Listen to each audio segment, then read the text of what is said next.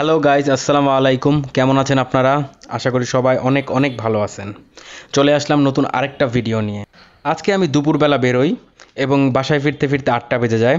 যখন আমি বাসায় ফিরতেছিলাম তখন আমি ভাবতেছিলাম যে ভিডিও আর দিব না, কারণ আজকে ইনকামের ইও হয় নাই। বাসা থেকে বেরোয়ার সময় ভাবছিলাম 1000, 1200, 1500 হবে, কারণ আজকে ছুটির দিন, রাস্তাঘাট ফাঁকা, ট্রিপ মেরে মজা পাবো।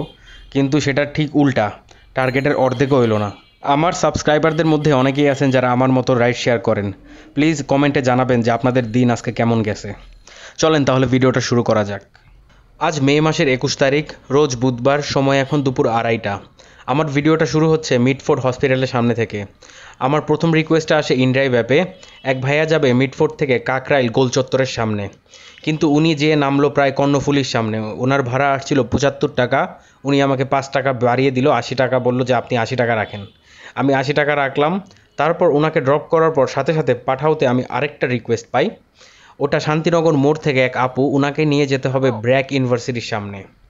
আমি যখন শান্তিনগর মোড়ের সামনে গেলাম, ওই আপু আমাকে বলতেছে যে ভাইয়া কতক্ষণ লাগবে যেতে। আমি বললাম আজকে যেহেতু রাস্তা ফাঁকা, বড়জোর 7 থেকে 8 মিনিট বা 10 মিনিট লাগতে পারে। উনি আমাকে বলল যত তাড়াতাড়ি সম্ভব ওনাকে নিয়ে যেতে, কারণ ওনার অনেক ইম্পর্ট্যান্ট একটা কাজ আছে। আমি বললাম ঠিক আছে আপু, চলেন আপনাকে তাড়াতাড়ি নিয়ে যাব। আগে যে আমার হেলমেটটা ছিল ওটা সবার মাথায় ভালো মতো ফিক্স হইতো, কিন্তু এখন যে হেলমেটটা নিছি এই হেলমেটটা যেই মাথায় পড়ে কারো লুজ হয়, কারো টাইট করতে হয়। আমার মানে অনেক প্যারা দিতেছে এই হেলমেটটা, হয়তো বা হেলমেটটা চেঞ্জই করতে হবে আমার। আচ্ছা, এবার আমি আমার বাইকের কিছু ইনফরমেশন শেয়ার করব। গত দুদিন আগে আমি যখন বাসায় ফিরতেছিলাম রাত্রেবেলা, তখন আমার বাইকের স্টার্ট হঠাৎ করে রাস্তার মাঝখানে বন্ধ হয়ে যায়। তখন সেলফ দিলাম, কিক মারলাম, কোনোভাবেই স্টার্ট নিচ্ছিল না। আমি বাইকটা ধাক্কিয়ে রাস্তার সাইডে নিলাম। তারপর অনেকক্ষণ স্টার্ট দেওয়ার চেষ্টা করলাম, কিন্তু স্টার্ট নিচ্ছে না। আমি চোখ টান দিয়ে স্টার্ট দিলাম, তখন স্টার্ট নিল, কিন্তু যখন চোখটা ছেড়ে দিলাম সাথে সাথে স্টার্ট বন্ধ হয়ে যাচ্ছে। আমি তখন বুঝতে পারলাম যে এটার কিছু একটা প্রবলেম হয়েছে, হয়তো বা তেল টাকা নষ্ট বা কিছু একটা হয়েছে। আমি মেকানিককে ফোন দিলাম, মেকানিক আমাকে বললো যে বাইকটাকে 10-15 মিনিট রেস্ট দেন। আমি রেস্ট দিলাম, তারপর আবার স্টার্ট দিলাম, কিন্তু স্টার্ট নিচ্ছে না। চোখ টান দিয়ে স্টার্ট দিলাম, নিল। তারপর আমি পিক আপটা অনেকটা বাইরে মানে ধৈর্য রাইখা চালায়া কোনো মতে বাসায় আসছি। গতকালকে মেকানিকের দোকানে নিয়ে যাওয়ার পর এটা দেখাইলাম। উনি আমাকে রাত্রেবেলা ফোন দিয়ে বলল যে আমার মোবিলের অবস্থা খুবই বাজে, মানে একদমই কোনো আঠা নাই তেলের ভিতরেই। হয়তো বা আর কিছু দূর চালালে ইঞ্জিন সিজ করতো। এখন গত কয়েকদিন আগের একটা ভিডিওতে আমি আপনাদেরকে বলছিলাম যে আমি যে মোবিলটা ইউজ করি ওটা দিয়ে আমি 1000 কিলোমিটার চালাই। আর অনেক সাবস্ক্রাইবার ভাইয়া কমেন্টে লিখছেন যে তারা 3000ও চালান।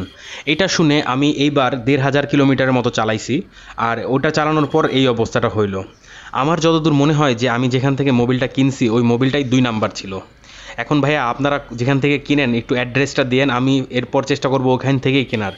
কারণ যেহেতু 510 টাকা দিয়ে আমি কিনি, আপনারাও তো হয়তো বা সেম দাম দিয়েই কিনেন, তাহলে কেন আমি 2 নাম্বার জিনিসটা নিব, তাই না? পেঁচাল পারতে পারতে চলে আসলাম ব্র্যাক ইউনিভার্সিটির সামনে। প্রায় 10 মিনিটই লাগছিল আমাদের। আর ভাড়া আসছিল 110 টাকা। উনি আমার 120 টাকা দিছিল, আমি তারে 10 টাকা ফেরত দেই। আর পাঠাও কমিশন যায় এখানে 19 টাকা, আমার থাকলো 91 টাকা। ওই আপুকে ড্রপ করার পর আমি বাড্ডার পেট্রোল পাম্প থেকে 250 টাকার তেল ভরে নেই। তারপর একটা চায়ের দোকানে গিয়ে দাঁড়াই। ওই চায়ের দোকানে চা খাওয়ার সময় আমি ইনড্রাইভে খেয়াল করলাম একটা রিকোয়েস্ট, যে আফতাবনগর থেকে এক ভাইয়া যাবে হলো নাখালপাড়া রেল গেটের সামনে। পরে ওই রিকোয়েস্টটা আমি অ্যাকসেপ্ট করলাম, তাকে পিক করতে চলে গেলাম আফতাবনগর গেটের সামনে। ওই ভাইয়া আমাকে প্রায় 7-8 মিনিট ওয়েট করাইছে। যে গরম ভাই, আমি ওখানে বসে বসে ঘামতেছিলাম। তারপর ভাইয়া আসলো, ওনাকে নিয়ে রওনা দিয়ে দিলাম। আর ভাড়া আসছিল 90 টাকা, উনি আমাকে 100 টাকা দিছিল। ওনাকে নিয়ে যেতে আমার সময় লাগছিল প্রায় 15 মিনিটের মতো।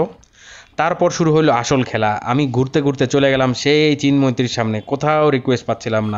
চিনমৈত্রীতে আবার একটা মেলা হইতেছিল, আমাদের দেশনেত্রী শেখ হাসিনা আর তার আব্বার ছবি লাগানো আছিল, আল্লাহ জানে কিসের মেলা। ওইখানে প্রায় আধা ঘন্টা দাঁড়াইলাম, ভাবলাম যে মেলা থেকে হয়তো বা কারো রিকোয়েস্ট পাবো, কিন্তু কোনো রিকোয়েস্ট পাইলাম না। শেষমেশ রিকোয়েস্টটা আসলো আইডিবি ভবনের সামনে থেকে। প্রায় 1 ঘন্টা পর আমি এই রিকোয়েস্টটা পাইছি ইনড্রাইভ অ্যাপে। ওই ভাইয়ারে নিয়ে যেতে হবে মিতালি রোড, ধানমন্ডি। ওই ভাইয়াকে নিয়ে গেলাম, প্রায় 20 মিনিটের মতো সময় লাগলো। আর ভাড়া আসছিল 105 টাকা, উনি আমাকে 110 টাকা রাখতে বললেন, আর তার ছিল 500 টাকার নোট। যাক, তাকে ড্রপ করার পরে আবার আমি প্রায় আধা ঘন্টা ঘুরলাম। ঘুরতে ঘুরতে মোহাম্মদপুর গেলাম, ভাবলাম যে মোহাম্মদপুর তো রেসিডেন্সিয়াল এলাকা, এখান থেকে হয়তো বা কোনো রিকোয়েস্ট পাবো, কেউ না কেউ হয়তো বা যাবে। কিন্তু তাও লাভ হলো না। মোহাম্মদপুরে 20-25 মিনিট দাঁড়ানোর পর একটা রিকোয়েস্ট পাইছি, সেটা ধানমন্ডি পার্টি সেন্টারের ভেতর থেকে এক আপুর ডেস্টিনেশন ছিল নিকেতন। আর আপুকে যখন পিক করলাম তখন ঘড়িতে সময় বাজে 5টা, আমাদের যেতে সময় লাগছিল আধা ঘন্টা। আর এই দেখেন আপুরে যখন হেলমেটটা দিলাম উনি বলতেছে হেলমেট লুজ।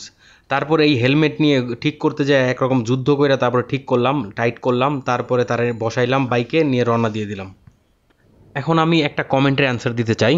এক ভাইয়া লিখছেন যে ড্রাইভিং লাইসেন্স নিজের নামে আর বাইক যদি অন্য নামে কারো নামে থাকে তাহলে কি পাঠাও এবং উবার ইনড্রাইভ এগুলো রেজিস্ট্রেশন করা যায় কিনা, আর এরকম থাকলে কি সার্জেন্ট মামলা দিবে কিনা? হ্যাঁ ভাই, রেজিস্ট্রেশন করা যাবে, বাইক যে কারো নামেই হোক না কেন আপনি যে কোনো অ্যাপে রেজিস্ট্রেশন করতে পারবেন, কিন্তু সার্জেন্ট আপনার রাস্তায় ধরতে পারলে সেই রকমভাবে মামলা দিবে, মানে কোনোভাবে আপনারা ছাড়বে না। হয়তোবা মামলা দিবে, নাইলে পরে আপনাকে কিছু দিয়া বকশিস দিয়া তারপর ছাড়া পাইতে হবে। আর ভাই আরেকটা কথা, আপনারা যারা আমার নাম্বারে ফোন দিচ্ছেন তারা প্লিজ ফোন দিয়েন না, তারা হোয়াটসঅ্যাপে ভয়েস মেসেজ দেন। কারণ সারাদিন আমি রাইড শেয়ার করার পর বাসায় দিয়ে যে 3 থেকে 4 ঘন্টা লাগে আমার ভিডিও এডিট করতে, সো আমার সময় থাকে না যে আপনাদের সাথে ফোনটা ধরে কথা বলতে। আপনারা ভয়েস মেসেজ দিয়ে রাখেন, আমি বেলা শেষে একবার চেক করি প্রতিদিন, তখন আমি অবশ্যই উত্তর দিব। চলে আসলাম ওই আপুকে নিয়ে ডেস্টিনেশনে। ওনার ভাড়া আসছিল 120 টাকা, উনি আমাকে 200 টাকা দিছিল। আর ওনার নিয়ে পৌঁছাইতে তো আমার আধা ঘন্টা লাগছিল। তারপরে আমি ঘুরতে ঘুরতে রামপুরার দিকে গেলাম। রামপুরা যে ইউলুপটা আছে ওইখানে যে দাঁড়াইলাম, প্রায় আধা ঘন্টার মতো দাঁড়াইছি, কোনো রিকোয়েস্ট পাইলাম না। তারপর আস্তে আস্তে বাসার দিকে ভাবলাম চলে যাই। রাস্তায় যাওয়ার পথে আমার 2টা অ্যাপই আমি ওপেন রাখছি, যদি কোনো রিকোয়েস্ট চলে আসে তাহলে অ্যাকসেপ্ট করব।